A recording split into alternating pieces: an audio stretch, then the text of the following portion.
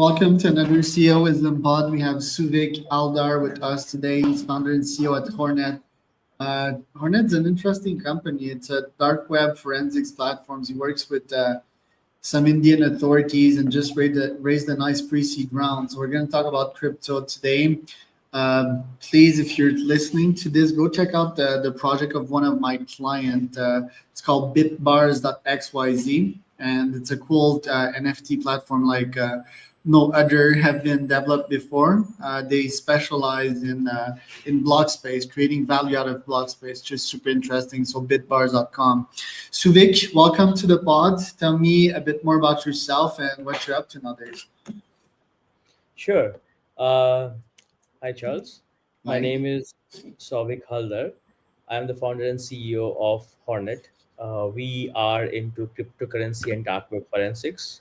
What I mean by that is we look into any crime that happens using cryptocurrencies, talk about money laundering, talk about terrorism financing, talk about any scam or fraud that happens. So, our tool basically helps the law enforcement agencies, the intelligence departments to investigate such crimes, as well as our tool also provides AML, KYT compliance to the financial institutions like cryptocurrency exchanges and all the screening and all the compliance requirements that they have. Right. And you were a software engineer before that. Why did you decide to start your company? Yeah, sure. So I have been a software engineer. I have mostly worked in startups. That was my goal straight out of my college. So the first startup that I worked for as an intern back in college was Hasura, which is one of the unicorns right now from India. They provide GraphQL as service. Then I worked in other startups, mostly US based startups. Then I worked in Cloud Vector in API security. So that was the time when I shifted to API security. I did my PG diploma in cybersecurity from Indian Institute of Technology, Kanpur. Then I moved to this security startup called API security called Cloud Vector. And then we got acquired by Imperva, an Israeli cybersecurity firm. So that provided a good exit to us. Then I worked with security firm Imperva for quite some time. Then I actually learned about blockchain. Then I basically it was a nice intersection of cybersecurity and blockchain. So that led to the birth of Hornet. Right. And why forensics? Why dark web forensics specifically? It's pretty dark and shady, and you're in the end you're helping catching criminal. Why did that catch your attention? Yeah, so I would say I was doing pretty good when I was doing my job, but I lacked a sense of purpose, to be very honest. I was a bit depressed, but it was a very good. There was a very good work-life balance. It was very challenging job, research-oriented job. I was writing mostly code in Go, so it was quite interesting. But to be honest, I lacked purpose. So this sense dawned upon me. Actually, one of my friend, like to find the higher calling. So I felt like doing something more than what affects me was something I wanted to go for, and cybersecurity I was already in, and this dark web and all something I was exploring since my childhood actually. So and this crypto just adding to it, and it's $1 trillion market right now, but there's not a lot happening to secure it. Many exchanges are there, many decks, many smart contracts and stuffs are there, but not much of a people are working on the criminal side of it. But we cannot hide from the truth. It is actually happening. Even in the recent Israel Hamas war, almost 41 million worth of Bitcoin was used for funding. So it's the challenge is pretty real. Right. And specifically, how do you get your clients? Because you work with police agencies and so forth. Are these task force easy to reach out to? Is the sales cycles long? How do you actually convince them? Yeah, no, no, absolutely not. The barrier to entry is quite high. As you can understand, these are very secretive agencies. We work with one of the premier agencies in India, like Enforcement Directorate and state polices and CIDs and STFs, and so these are definitely not easy to catch, but we did prove our value. So once, since we were starting, we actually won a national level startup competition called STPI Chunauti, which is in the Ministry of IT. So it was a very tough journey. Winning that competition was also very hard, but winning it got us the uh, base right in the government, that yes, this is a good startup, good product. So that established our value, and then we reached out via many chambers of commerce. So it did help us, but yeah, the barrier to entry was quite high. Right. And you're saying that once that work, okay, so the barrier to entry is high. So, but how do you specifically sell to these police agencies? You just walk in, like, do these folks even use emails nowadays, in India? Like, and what's the selling point? Like, are there more and more financial crimes involving crypto in India? Is that the pain that you're solving? No, it's actually a global problem. It is absolutely a global problem because last year India hosted the G20 summit. We were part of the summit, so in that we saw all the countries that came here were talking about cryptocurrency and dark web. All of, but we started even before that. So a G20 summit actually reinforced our belief that it is actually a problem faced by all the countries. All the countries came to India, right, last year when India hosted the G20 summit. So and so that led to our belief. But like I told, we first won the competition. We got funding from the government actually, because we won the competition. It was government competition. We won it, so that got us the money as well as the establishment as well as the connects.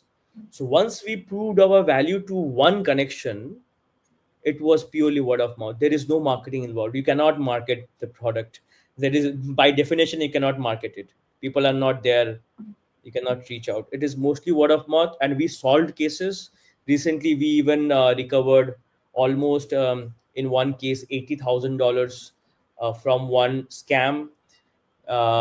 We busted a racket of almost $4 million, which was a scam call center that was again funneling the money for to other countries. I would say not ally countries, whatever it is. So we busted big cases, and that got us mainly the exposure needed in the right places. Right. And how do you buzz them precisely? What's the technology? Oh, so we built our product on our own. So basically, what Hornet does, like we told, it is a cryptocurrency forensics platform. What we basically do is we have our own blockchain nodes. We run our own blockchain nodes, and if you are on my LinkedIn, you would have seen I have even built some of the servers on my own, like putting my own CPUs and everything together. So we run our own blockchain nodes, and as a result, we have access to the data. We have access to the real time transactions that is happening. We monitor them, and then we have our own analytics on top of it, as well as our own intelligence that we have gathered over manual research, over real-time scrapers, live scrapers running all over dark web, surface web. So it's basically amalgamation of intelligence and live running nodes that give us the analytics power, and we trace the money. Right. Once you have searched the dark web with your tool and that you're analyzing the crypto wallet and so forth, the movements inside, how do you actually catch someone? How does the police force catch these people? What mistakes are they making, basically? It is the trail of money. It is the trail of money. So every criminal leaves a trail, right? So people might be moving money across, they might be funneling it through multiple places, but we trace the money. If you give us any crypto wallet address, we can tell you where the money is coming, where it is going, where people are cashing out. Okay, so the ATMs that they're literally cashing out, that's how you catch these criminals. Not really ATMs. I mean, if you are using crypto and you were to cash out, you would go to an exchange. Okay, a physical exchange. Yes, mostly. No, I mean, there are cryptocurrency exchanges, like Coinbase, Kraken. Okay, and then if you go to Coinbase, they can track the IP and they can send the police force there. Is that how they catch them? Not really. It is a bit more complicated than that. It would take me another session to get you through. But the main idea is you have to trace the money. It will get you the details. Sure, but I mean, I'm quite educated on crypto and yeah, read how they catch Ross Ulbricht, right? He was using a public Wi-Fi in the library. Um, Plus, they had like all kinds of sign that this was him. That's how they caught him, right? With what you described, it's not super clear how they actually get caught. If crypto is Right. like the number one platform to actually hide what you're doing in your activities. So my question is like, give us a clear scenarios of how they would catch that person with your tool. Right. Okay. So I can dive deep if the time allows. So, for example, I would say, let's say you did a hack. Okay, you hacked a platform, you got some crypto, but you would have to cash it out, right, in order to make it useful. Like you have to convert it to fiat of your country. For that, you would be going to an exchange. Which exchange, nobody knows. But if you use platform like Hornet, you can trace the money and see from which exchange it is cashing out. Let's say I traced your money and I saw you're cashing out from Binance. That is the report that we generate, which, when the law enforcement sends to the relevant exchange, will furnish all your details. It will freeze your amount. It will even refund it. So the main challenge is to trace and find out where the person is cashing out from. Right, but Binance isn't gonna give the information of its customer, or will it? It will, if the law enforcement sends it along with the court order, along with the right Okay. reports that specified. So on our platform, you can generate the reports in the form of graph, in the form of PDF, in the form of Excel. These reports are essential in order to compel the exchanges to furnish the details. For Yes. example, in India, we use Section 91 of CRPC, criminal code, under which only the law enforcement can actually send. Got it. Okay, it's clear. And will Coinbase and any other crypto exchanges also give out informations of their clients if they're compelled Absolutely. to? Okay. Absolutely, it is under the guidelines of FATF, Financial Action Task Force, that is followed by 146 countries under convention. So they are the complying bodies, and every country has their own complying agencies which actually regulates the FATF guidelines. For example, in India, the FATF guidelines is regulated via a body called FIU, called Financial Intelligence Unit, which is under Ministry of Finance. So every country has their own intelligence units. Right. It's just that like some organizations like Apple, they won't ever give out their customers' info. They won't unlock iPhones, you know. Privacy is really much in their DNA, and they're even willing to go to court to fight that. So actually, it's like comparing apples to oranges. That's not the right comparison, I would say. When you're talking about Apple, it's like you are actually talking about decryption. You're talking about decryption of the data that is there on the device. You cannot do that. That's absolutely not ethical. You cannot do that. But these exchanges are by nature KYC compliant. Yeah. For example, your bank account, when you open up your bank account, you have to submit your details, right? But not necessarily in the case of owning a mobile device. So similarly, this is the reason of compliance. These are KYC compliant. Right. Yeah. Well, I think Apple's about to get into crypto as well, and I think they would have that similar philosophy. But thanks for explaining that. Now, I want to know that you also said like this call center scam. Did they actually hid their money with crypto as well? How did you caught them? Because there's a bunch of them in India. Yes, it is. It's really unfortunate, but that is the truth. It is there, and not just in India. What we have observed in many countries, even in UK, we have busted. So there are multiple places like that. And what we have observed is not just bound by, I would say, scam call center. It is That is just one of the crimes. I would say 90% of the crimes are directly or indirectly using crypto. Not directly, but indirectly.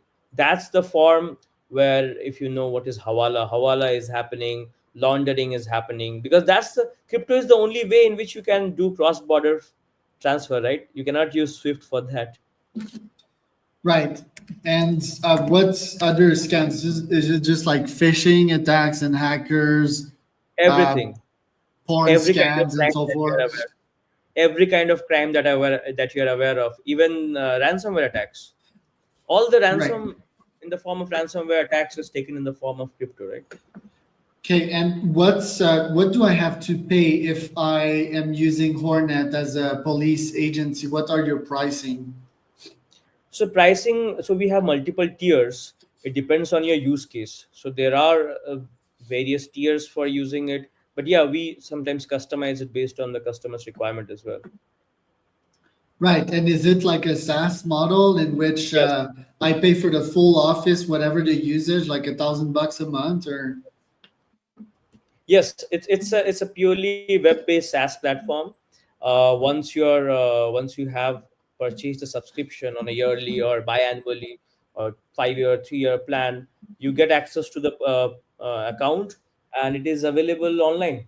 It's all online. It is Hornet.technology. Right. And basically, the budget of police agencies in India must be quite low. And are you attacking other markets right now? And does the pricing change per country? I would say India spends on defense more than many countries combined. But yeah, having said that, our pricing does vary based on jurisdictions, because there are lots of compliance that goes into picture. For example, in India, GDPR is not applicable, but in Europe, in EU region, it is. So based on jurisdictions, the price does vary. But in India, I mean, global players are also here.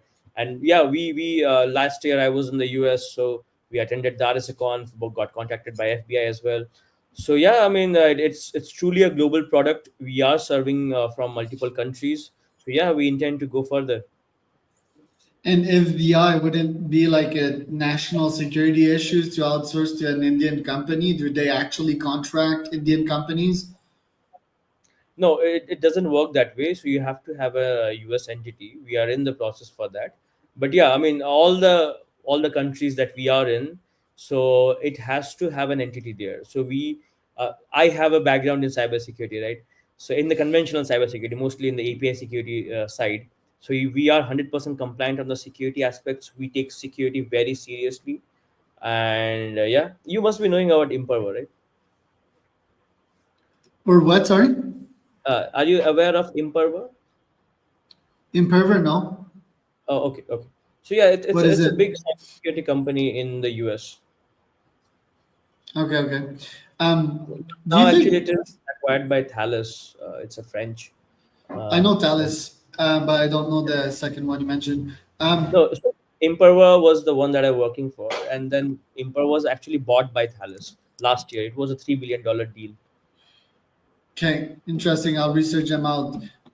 My question is, do you think that cyber crime will one day end because it seems so easy to make money nowadays online, especially for someone that's desperate and poor, you know? Are we seeing an increase of that? And do you think that at some point it will decrease? I don't think so. So I would say rather that conventional form of crimes are decreasing, and it is all cybercrime these days. So conventional form of crime, as in burglarism, your theft, all these are like not happening much. How many people carry cash these days? So it's all mostly digital crime. But if you see our platform, our vision is brace the cyber warfare, and we are just starting with fixing the money layer, which is the base layer of the society. So I think it is going to become more and more dominant in the cyberspace. As you can see, uh, only few countries are having war on ground. Almost every country is having cyber war instead.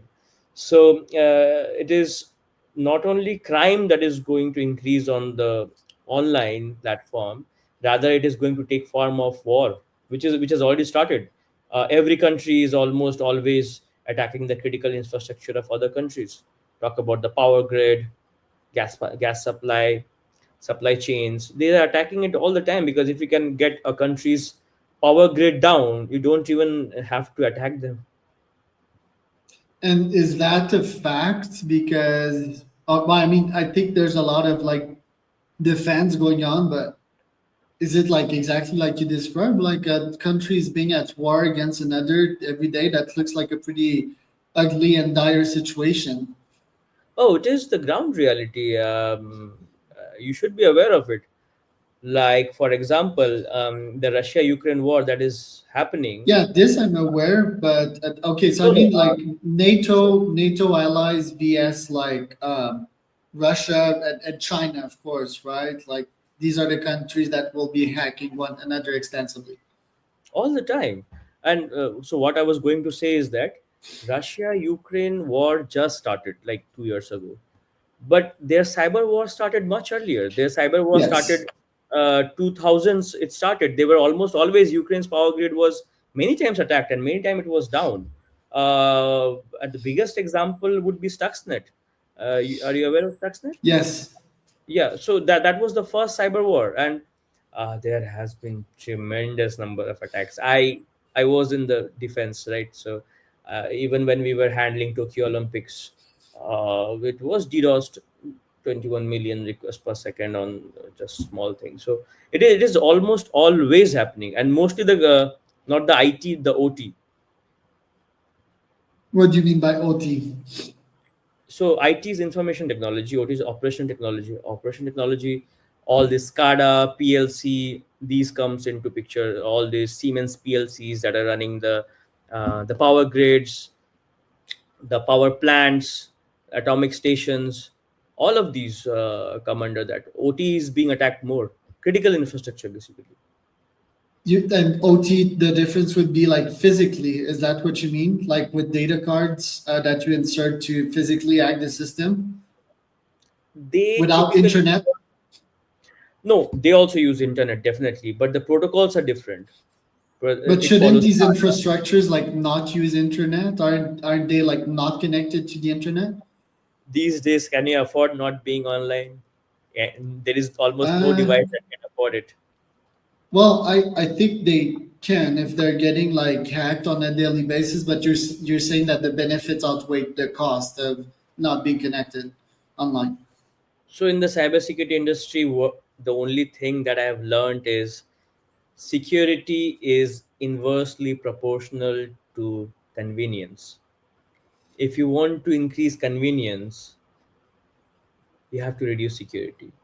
And Yes. in sometimes convenience is not an option. You have to have your all your plans connected to internet if you want to scale, if you want to control them at one time. Sometimes it is very important, rather. Right. Well, Souvik, thanks for being on today. Where can people find out more about you? So I have pasted my website, hornet.technology. That is the right place to come to our place. You will get access to me as well. I'm quite active on LinkedIn, so maybe LinkedIn is also a good place. All right. So that was Souvik Haldar, and